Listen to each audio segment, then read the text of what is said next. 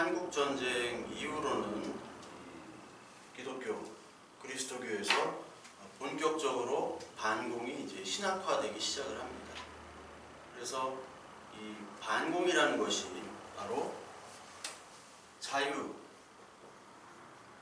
경제주의 체제를 수호하는 가장 가치 있는 사상이 되어버립니다. 그래서 반공의 기치가 기독교 그리고 반공, 이게 연결이 되어버려요. 그래서 보수주의의 기반이 반공주의와 기독교가 되어버립니다. 보수주의의 기반이 되어버려요. 반공과 기독교. 이 두 개가 자유경제제를 수호하는 보수주의의 기반으로서 역할을 하게 됩니다. 그래서 이 보수와 진보의 사회적인 분열뿐만 아니라 교계에서도 진보와 보수가 이제 확연하게 나눠지게 되는 거죠. 그게 한국전쟁 후에는 이게 심화되기 시작합니다. 특히 모든 대부분의 한국교회는 이제 보수화됐기 때문에 그 보수화된 그 많은 교회들, 그리고 교회가 이제 성장함에 따라서 많은 사람들이 교회로 몰려듦에 따라서 이 정권, 특히 이제 박정희 정권도 이 기독교에 대한 관심을 가질 수밖에 없었어요. 왜냐하면 기독교만큼 가장 조직이 잘 돼 있는 종교단체가 없었고, 그리고 두 번째로는 이 기독교가 자유경제주의를 수호하는 반공의 기치를 내걸었기 때문에 그 자신의 국시와 똑같이 일치를 했기 때문에 기독교에 대한 관심과 지원이 있을 수밖에 없었죠. 그리고 그 1950년대 이후부터는 모든 산업이나 그리고 뭐 개인의 일이나 아니면 종교까지도 국가의 지원 없이는 그것들이 성장하기가 참 쉽진 않았습니다. 이렇게 모든 것들이 국가 주도하에서 생겼기 때문에 그러한 어떤 종교와 정치와의 결탁, 특히 이제 기독교, 개신교라고 얘기하는 그쪽 보수 개신교와 그 박정희 정권의 결탁은 서로가 상부상조하는 그런 관계였다고 볼 수가 있습니다. 그래서 이제 아까 그 전 시간에 그 개신교의 분열에 대해서 한번 잠깐 봤는데 그거를 이제 본 다음에 이제 좀 박정희 시대로 넘어가야 될 것 같아요. 특히 이제 장로교의 분열이 이제 시작되는 거는 1948년도부터 시작이 됩니다. 장로교의 분열은 언제부터 시작되냐면 1948년도 WCC 암스테르담 대회가 있습니다. 암스테르담에서 WCC 대회를 열었습니다. 그런데 이때 장로교가 WCC에 대한 가입을 결의하느냐 마느냐, 그것에 대해서 굉장히 논란이 일었어요. WCC 가입.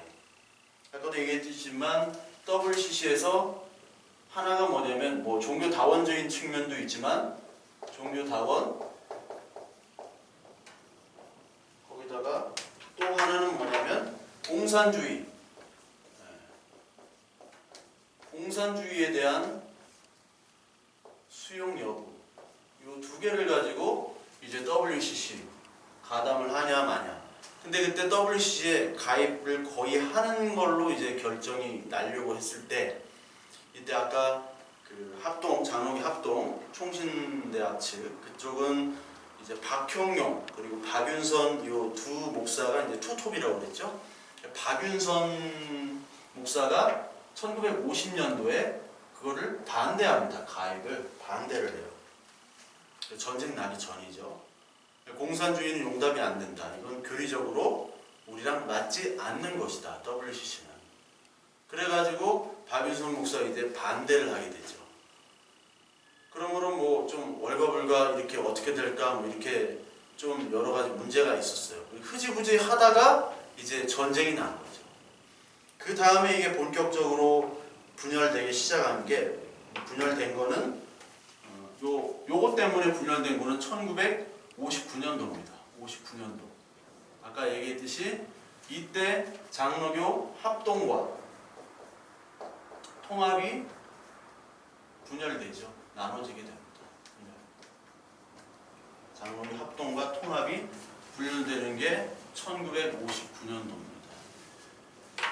WCC에 대한 가입을 놓고 WCC를 들어가는 측은 이제 통합 측이고요. 아니다, 안 된다는 합동 측인데 이걸 놓고 이제 총회에서 이제 결의가 이제 나눠지게 되는 거예요, 의견이.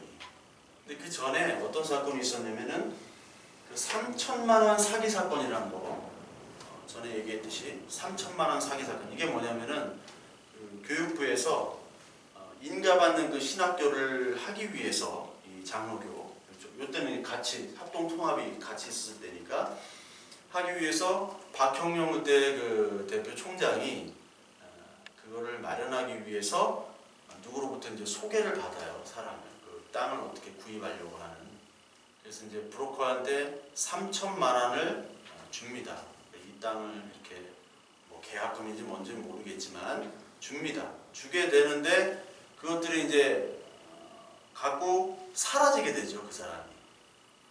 그렇게 되다 보니까 이 3천만 원이 어디로 됐느냐, 그리고 어떤 결정, 어떤 과정 없이 혼자 단독적으로, 독단적으로 처분한 그것에 대해서 이게 정말 본인이 먹었는지 아니면 이게 진짜 사기를 맞았는지 어떻게 된지 이제 3천만 원이 사라졌어요. 그래서 총장 물러나라, 뭐 해라, 그 안에서 여러 가지 분열이 일어났어요. 근데 이때 박형룡 총장이 물러나려고 그렇게 했을 때 그 다음 총장을 노린 사람이 요 WCC 쪽 계열의 사람들이었어요. 그래서 박형룡 총장을 가지고 요 3천만 원 사기 사건을 가지고 그거는 박형룡 총장이 물러날 것이 아니다. 왜냐하면 물러나게 되면 이게 신학이 좌경화되기 시작한다. 이 진보 쪽이 돼버린다. 그래서 왜냐하면 이 박형룡 총장도 자기가 1920년대 그레셔 메이첸에게 이제 수학을 했을 때 그때 다녔던 게 이제 옛날에 프린스턴 신학교예요. 이게 프린스턴 신학교가 원래 신학교로 출발했고 이 프린스턴 출신이 유명한 사람이 이승만입니다. 이승만도 프린스턴 출신이에요. 이승만. 원래 이승만의 본명이 이제 이승용인데 이승용 황해도 사람입니다. 김구도 황해도 사람이고 이승만도 황해도 사람이고. 그러니까 황해도는 어떻게 보면 이 남한의 충청도 비슷해요. 기질이나 성격이나 이런 것들 충청도 비슷하고 저쪽 함경도 쪽은 이제 경상도 쪽이랑 이제 맞습니다. 사투리도 맞고 뭐 막 왈가루가 막 세게 막 이렇게 하는 맨날 싸우고 그런 것들이 많고 평안도 쪽은 뭐 굳이 끼워 맞춘다면 이제 전라도 쪽 뭐 전라도 쪽이라고 하긴 그렇지만 이 황해도는 이제 충청도 성격이 많고 그리고 함경 남북도 양강도 이쪽은 이제 경상도 쪽이 확실히 맞아요.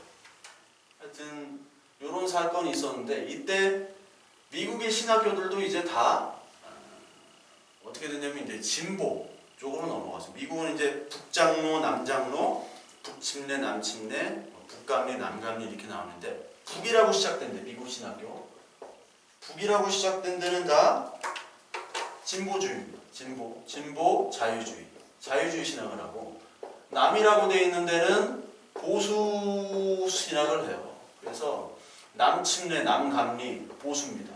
조지 부시가 남감리교 교인이거든요. 그러니까 남침례, 남감리가 미국에서 가장 큰 교단이에요.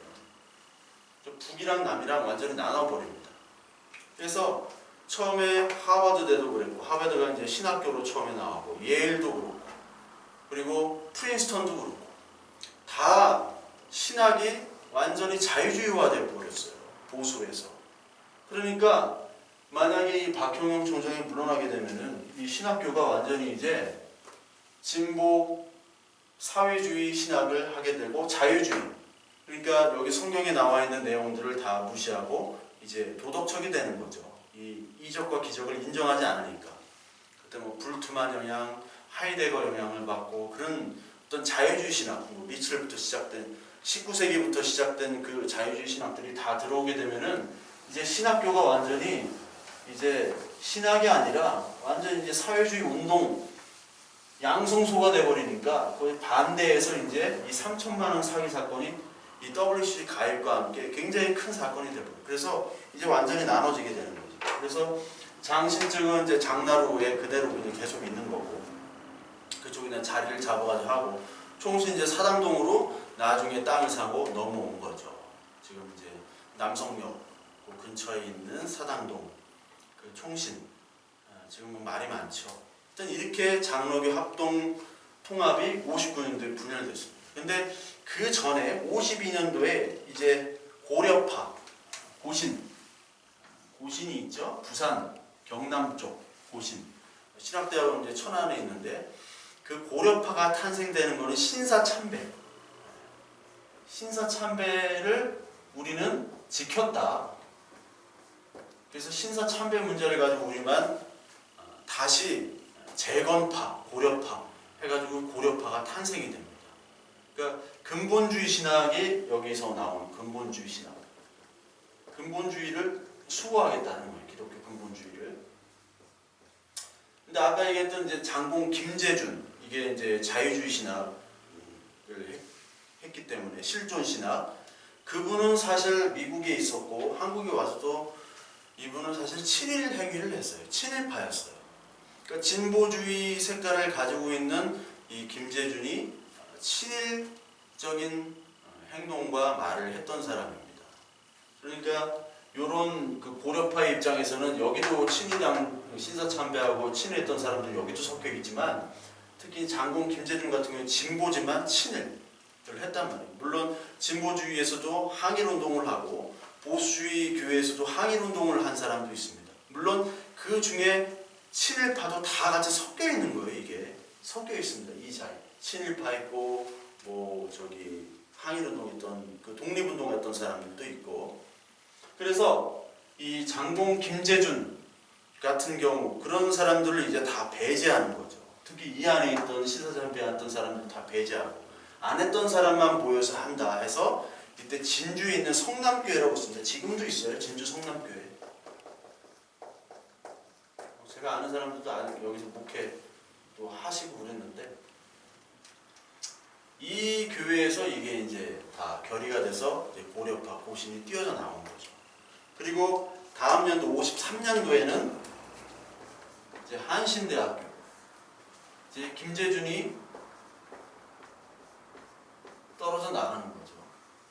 김재준이 떨어져 나갑니다. 한신대학교, 한국신학대학교입니다. 한국신학대학교가 이제 생기게 되는 거죠. 그래서 52, 53, 59 이렇게 해서 장로교가 이제 분열되게 됩니다.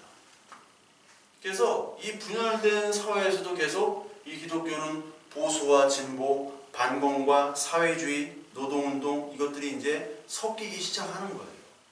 현재도 지금 뭐 좌파, 빨갱이 이런 설교를 많이 하시잖아요. 목사님들이 좌파다, 빨갱이다, 이 세상에 빨갱이가 돼간다.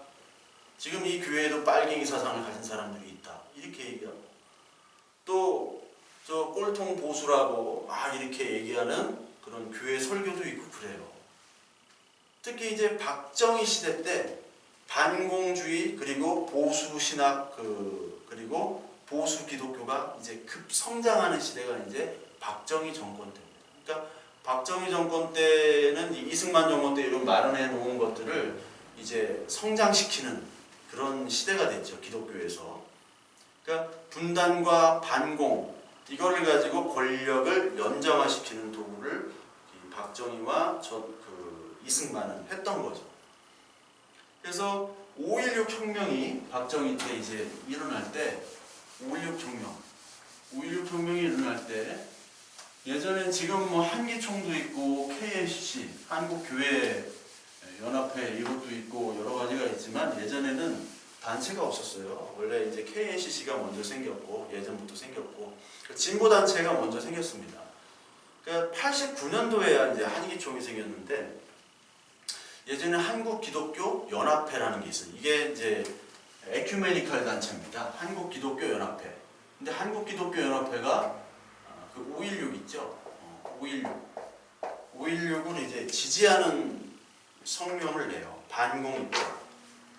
그러니까 이때는 WCC 에큐메니컬 입장이지만 역시 여기도 이제 보수나 진보가 섞여 있지만 보수주의가 좀 득세를 많이 해서 근본주의 말고, 그렇기 때문에 에큐메니컬 하면서도 5.16을 지지하는 측면이죠. 이게 어떻게 보면 KNCC가 이제 진보에서 보수 방향으로 트는 것과 좀 비슷해요. 이때 당시도.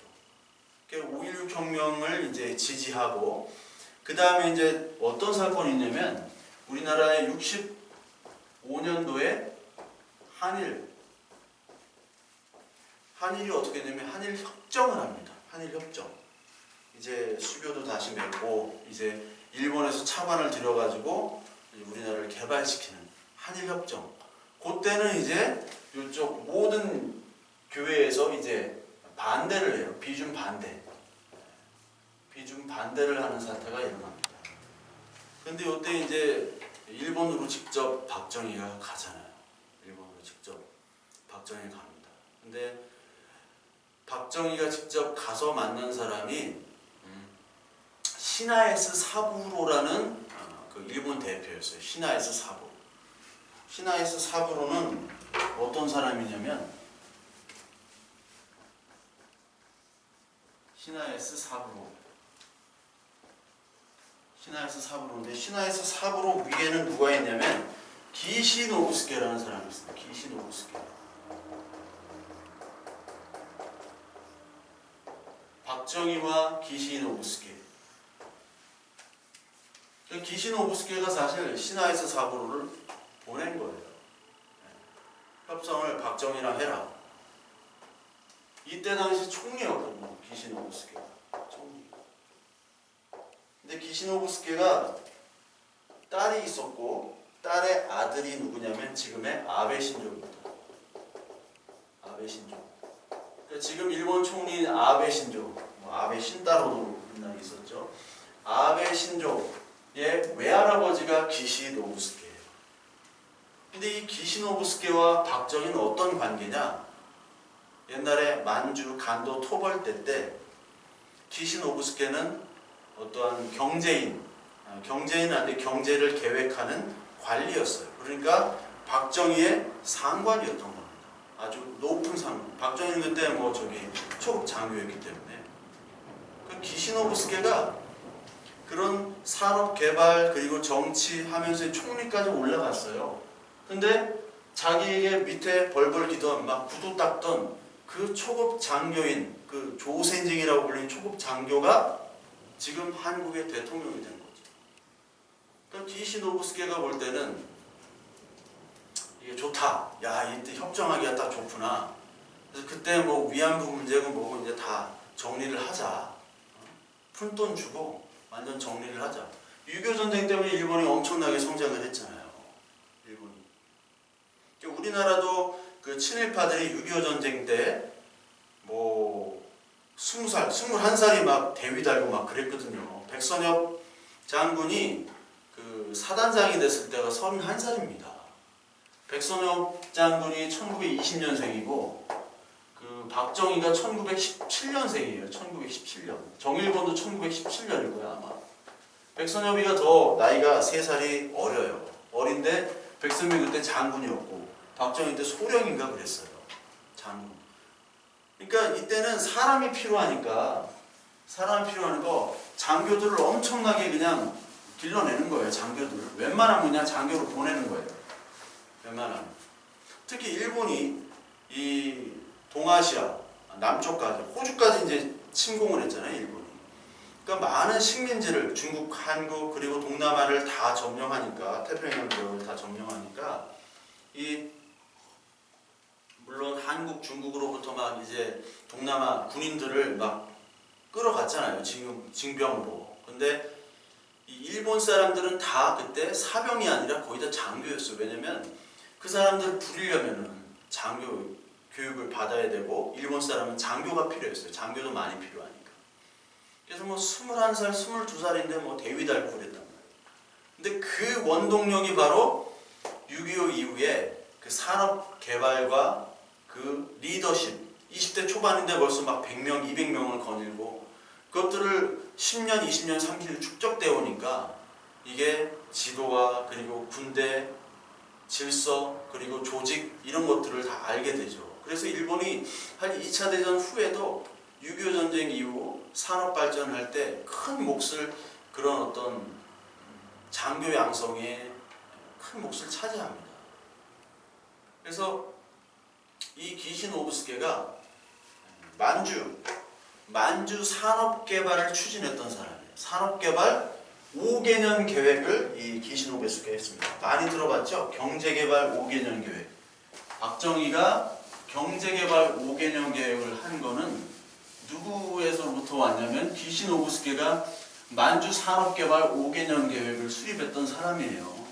그래서 만주를 이 대동아 지역의 군수 산업단지로 만들려고 했던 게 플랜을 짰던 게 기신 오브스케입니다.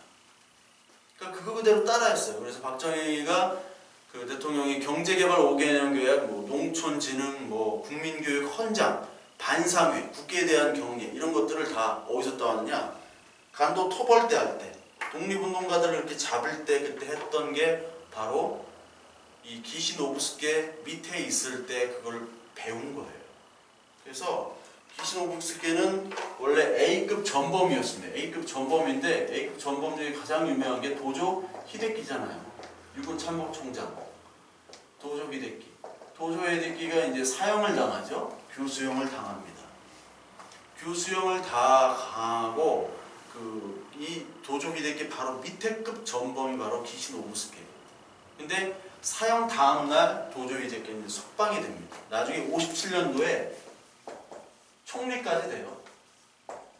기신 오브스케가 총리까지 되고 그랬던 사람이에요.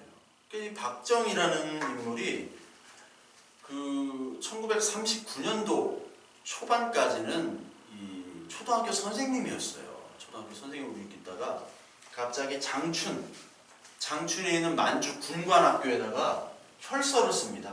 이 박정희가. 만주 군관학교는 이제 저기예요. 일본 만주 군관학교에 혈서를 써가지고 1939년에 장춘으로 갑니다. 장춘으로 가요. 입대를 한 거예요.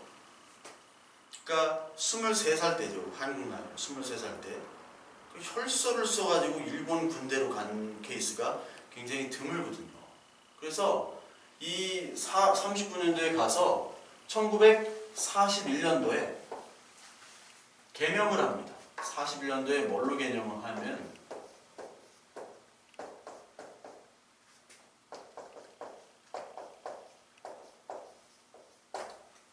이걸로 개명합니다. 다카키 마사오. 왜 다카키 마사오로 했냐면은 이게 고자가 박정희가 고령박씨예요. 그래서 고자에 고령박씨의 고자를 따온 거예요. 고령박씨의 고자를 따온 거고.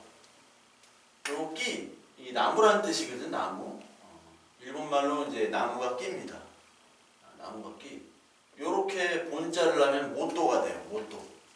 나중에 이제 뭘로 바꾸느냐? 오카모토 미노루라는 이름으로 바꿉니다. 42년도에. 이 박정희의 박자가 이거잖아요. 박자. 박의 나무목을 여기다 따온 거예요.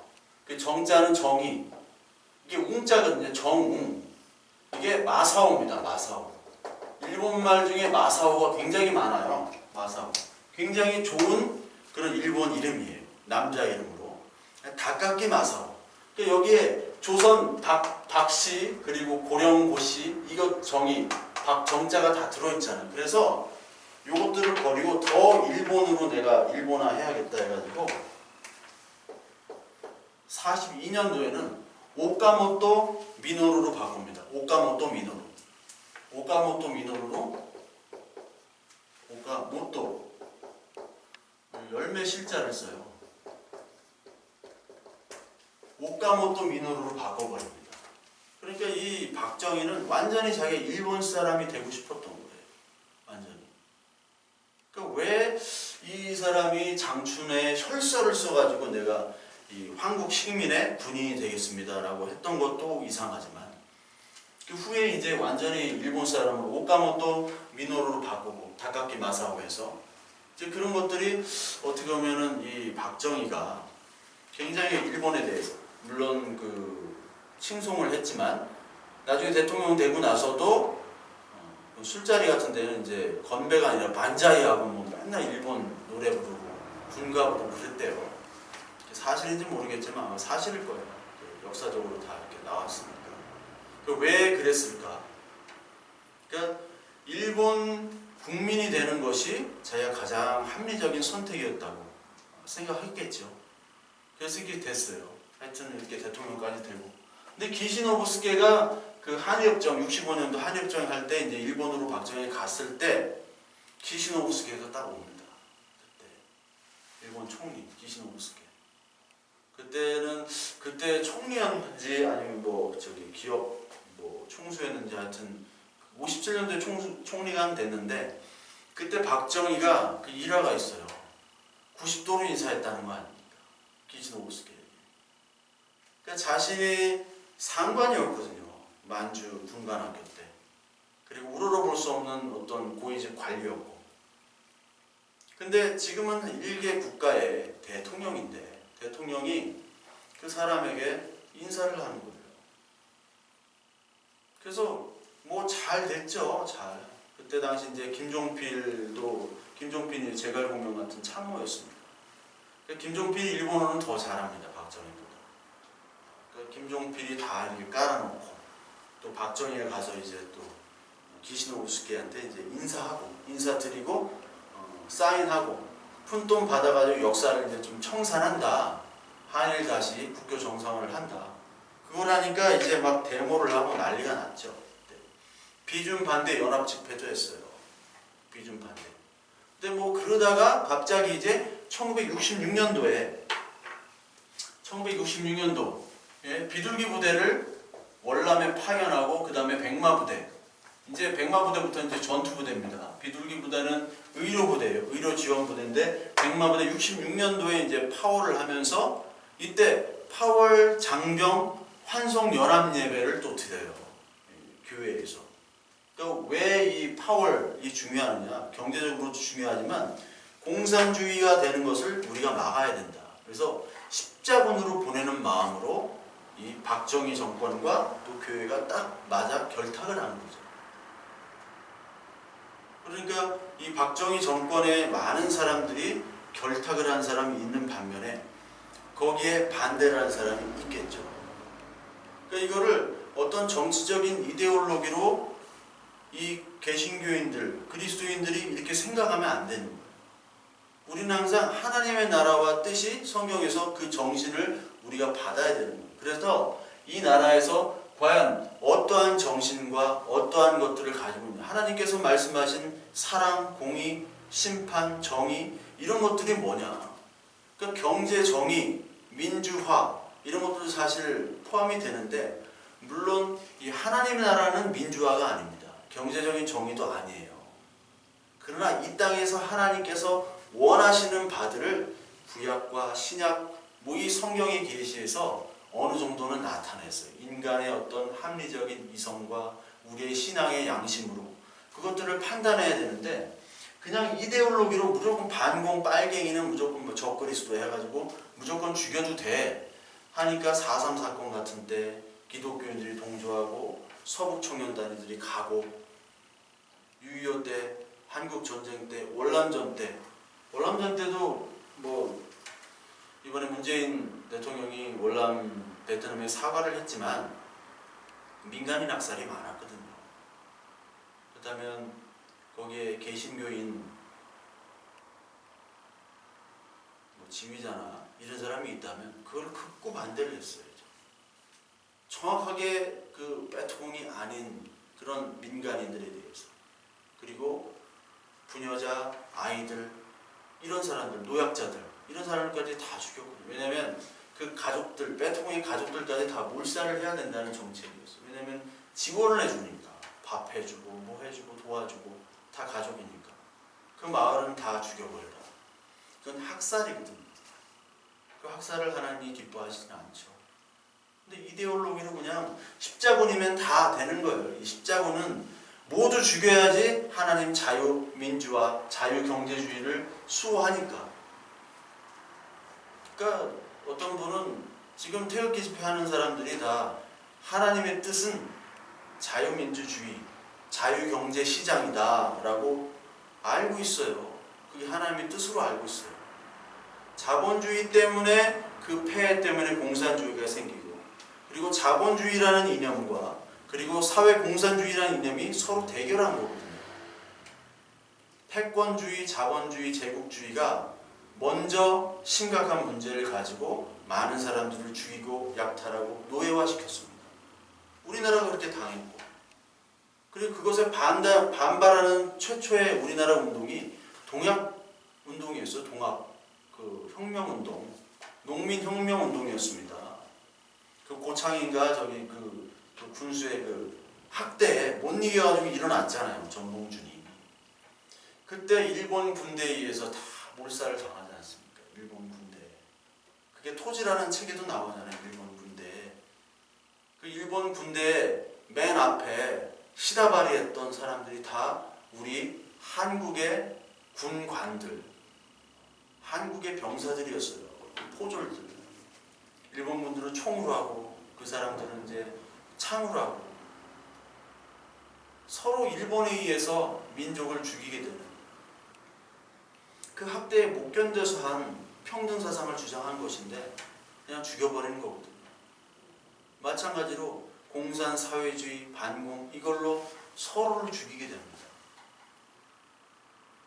그러니까 이 다시 전투에 참여하니까 이 한국과 일본의 어떤 그런 협정 이것에 대해서는 또 뭐 다 월남전으로 이제 다 넘어가게 되죠. 그래서 5.16 군사 쿠데타 때 사실 특히 이제 한경직, 김환란 이런 분들이 5.16 군사 쿠데타를 이제 굉장히 지지를 해요. 그래서 그 미국 CIA에서 이 5.16 군사 쿠데타 이후에 굉장히 걱정했던 건 뭐냐면 미국에서도 가장 경계했던 게 공산주의거든요. 러시아와 대치했던 때. 그러니까 존 F 케네디 대통령 때, 존 F 케네디는 물론 이제 61년부터 대통령을 하는데 1960년도 5.16 혁명 60년도니까 그 다음 연도에 존 F 케네디가 이제 대통령이 됩니다. 존 F 케네디도 박정희랑 동갑이에요. 1917년생입니다. 존 F 케네디인데 케네디가 이 CIA에서 박정희는 이제 공산주의 전력이 있고 공산주의자였고 남노당 총책이었기 때문에 만약에 박정희가 이 대통령이 되면 밑에 남쪽이 공산화될 가능성이 크다 해서 박정희를 어떻게 하면 이제 좀 제거하는 방향으로 하려고 그랬어요. 박정희를. 근데 이제 박정희가 이승만 같은 경우는 미국 라인이 있잖아요. 미국에서 유학을 하고 미국 사람들을 다 포섭을 했습니다. 근데 박정희는 미국 라인이 전혀 없어요. 일본 라인밖에 없는 거예요. 박정희. 그때 활용한 사람이 바로 한경직, 김환란. 왜냐하면 미국은 선교사 그리고 한국에 있는 선교사, 한국의 교회 이것과 밀접하게 연관이 되어 있기 때문에 한경직과 김환란, 이화여대, 김환란 이 두 명을 특사로 파견합니다. 사실. 그래서 이 당위성, 이 박정희가 대통령이 돼야 될 당위성 그리고 박정희가 지금은 공산주의자가 아니라 반공주의자 6.25 때 참전을 했었고 그리고 지금 완전히 반공으로 돌아선 사람이다 라고 그것에 대한 정당성을 얘기해요. 그러면서 계속해서 모세와 같은 출애굽 지도자다. 우리를 가난과 그리고 공산 사회주의로부터 보호할 수 있는 유일한 지도자라고 계속 미국에 이제 지지 성명을 하도록 하죠. 그리고 이 보수주의 기독교인들이 72년도 유신 지지도 하고요. 삼선 개헌도 지지하고 막 그랬어요. 다수의 기독교인들. 왜냐하면 박정희만이 반공을 할 수 있는 사람이기 때문에. 그러면서 이 1965년도 2월에 조선호텔에서 드디어 이제 조찬 기도회가 열립니다. 조찬 기도회. 김준곤 목사 기도회, 이 보수 측에서 김준곤 목사를 필두로, 그러니까 정권 유지와 동시에 그 정권으로부터 혜택을 받는 서로 좋은 관계죠. 그게 지금까지 유지가 돼요. 그러니까 조산기도회 때 박정희도 좀 했지만 박정희 별로 관심이 없었어요. 그 후에 이제 전두환도 한두 번 나오면 안 나왔어요. 가장 잘 나갔던 분이 바로 노태우 대통령. 노태우 대통령은 뭐 거의 개근상입니다. 네. 뭐 김영삼 장로님도 개근상이지만 노태우 대통령, 노태우가 이제 아주 잘 여기에 참석했고, 그러니까 반공 이데올로기가 이제 계속 뿌리 깊게 이제 되고, 이 보수 기독교는 동시에 그 한국 이 박정희 정부 정권 때 어떻게 보면 가장 밀접한 조력자가 돼버리는 거죠. 그래서 이제 박근혜도 이제 그 최태민 목사인지 뭔지 모르겠지만 그 구국 기도단 뭐 구국 뭐 해가지고 거기 목사들이 이렇게 군복 입고 막 격리하고 그러잖아요. 그렇게 돼버리는 거예요. 왜냐면 목사가 십자군 전쟁으로 참전해야 된다. 왜냐면 반공이 곧 하나님의 뜻이고 이 자유경제주의를 수호해야 되는 그 선봉에 바로 이 기독교가 서야 된다라는 그런 가치, 그런 신앙을 가지고 있었기 때문에 그렇죠. 그러다가 이제 보수와 진보가 이제 나눠지기 시작할 때, 그 70년대 더 이렇게 골이 이렇게 나눠지기 시작한 게 7.4 남북 공동 성명 이후입니다. 7.4 남북 공동 성명은 이제 그 이우락 중앙정보부장, 지금 국정원이죠. 이제 그 박정희의 밀사로 이제 가서 김영주, 북한의 이제 외교부장 김영주와 이제 대화를 하고, 이제 김일성과 박정희가 이제 같이 자주 평화 민족 대단결, 요 세 가지 우리가 옛날에 초등학교 때 참 많이 배웠는데 중학교 때까지도 배웠던 것 같아요. 요거를 해가지고 같이 우리끼리 통일을 하자. 뭐 왜 그렇게 했는지 모르겠어요. 하여튼 뭐 쇼인 것 같기도 하고. 그거를 72년도 7.4 남북 성명을 한 다음에 72년 10월 달에 유신헌법을 이제 하고 10월 17일에 비상계엄을 발표를 합니다. 그 11월 20일에 유신 국민투표 하기도 하고요. 그러니까 이때 그 한국 기독교 협의회가 7.4 공동성명을 지지를 해요. 지지를 합니다.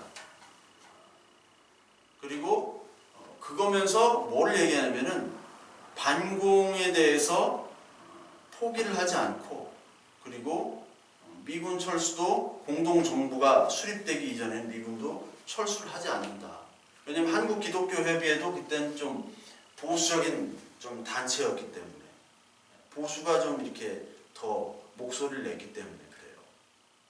근데 그 후에 이제 76년도에 이제 도저히 이제 민주화를 해야지 이 독재를 못 참겠다 해가지고 명동에서 민주국 선언 발표회를 합니다. 목회자들이. 그래서 많은 목회자들이 연행이 돼요. 그런 연행된 사람들 중에 하나가 바로 김진홍 목사, 서경석 목사, 이런 사람들이 연행이 됩니다.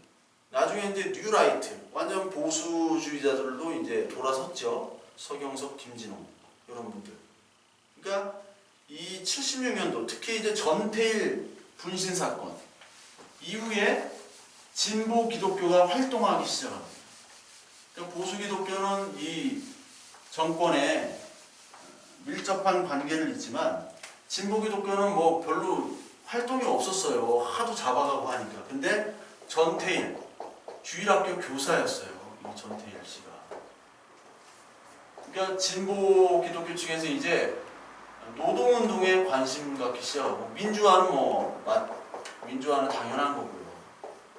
근데 나중에는 1980년도, 특히 85년, 88년 요때는 통일 문제, 그리고 뭘 하냐면 1988년도에 그 회개 기도 뭐 그런 걸 하는데, 그게 뭔 기도냐면은 특히 이제 88년도에 한국 기독교 선언이라고 해가지고 진보 계열에서 한 게 이 통일에 대한 것과 그동안 이데올로기로 서로 저주하고 죽이고 했던 것들을 참여하지 못했다. 참여한다. 그런 발표를 했어요. 그러면서 이 사회주의, 공산주의 체제를 유지하는 건 아니지만 북한에 대해서 우리가 이데올로기로 했던 그 반공의 이데올로기를 반성하고 반공 이데올로기는 하나님의 뜻이 아니다라고 이 성명서를 발표하면서 이 사회주의 노선을 좀 띄게 됐어요. 특히 이제 80년대는 주사파도 많이 활동을 하고 학생운동이 특히 많았기 때문에 여기에 굉장히 침투를 했고 70년대부터 이어지는 노동민주화 사회주의가 이제 꽃을 피우는 시기가 이제 80년대입니다. 그래서 진보주의 기독교 계열에서 80년대는 크게 꽃을 피워요. 70년대까지는 찍소리를 못했어요. 70년대까지. 특히 이 70년대 보수교회가 성장했던 이유, 그 중에 가장 큰 그 계기가 됐던 사건이 바로 1973년 빌레그레암 연합집회입니다. 빌레그레암 연합집회. 1973년도에 빌레그레암 연합집회. 그리고 74년도에 여기도 엑스플로 대회. 요 두 개 이후에 완전히 보수 대형화가 교회가 시작이 됩니다. 이 이후에 보수 대형화. 그러니까 여기에 가장 선봉해졌던 사람이 이 통역을 했던 김장한 목사. 김장한 목사는 반공, 친미, 부인도 뭐 미국인이고, 그리고 정권에 이제 잘 협조를 했던 사람이에요. 김장한 목사, 극동방송 이사장. 그러니까 김장한 목사랑 김상환 목사가 이번에 박근혜 촛불 집회 할 때 박근혜 대통령이 이제 불렀잖아요. 청와대로. 누굴 불렀냐? 김삼환, 김장환 두 김환 형제를 부른 거죠. 왜냐하면 이 사람들은 보수 기독교인, 그리고 반사회주의, 반혁명주의 기독교를 고수하는 분들이니까. 그래서 이 대회 이후로는 보수 대형화가 됩니다. 여의도에 있는 뭐 조용균 목사교회, 그리고 모든 교회들이 급속도로 커집니다. 그래서 빌레그레암 대회 이후에 이제 신학도 반공신학과 더불어 부흥신학, prosperity theory, prosperity theory라는 거는 사실 없어요. 부흥 신학에 무슨 부흥 신학이 있었는데 번영 신학, 부흥 신학 해가지고 그런 것들을 가지고 뭐 커지고 그리고 높이 올라가야 전도도 하지 않냐. 고지론이 있죠. 기독교 고지론. 그런 것들을 이제 계속 얘기합니다. 그래서 보수교회가 대형화되고 그리고 집회가 굉장히 활성화가 됩니다. 그게 보수주의는 엄청 커지는 반면에 이제 요 미비한 활동을 하는 이 진보 소수의 교회들은 계속해서 인권, 노동, 민주화, 나중에 80년대는 이제 통일, 사회주의, 그리고 반공에 대한 이데올로기에 대한 어떤 것을 가지고 서로 미워하고 저주했던 것들에 대한 반성을 계속해서 얘기하는 게 요 진보주의 기독교였어요.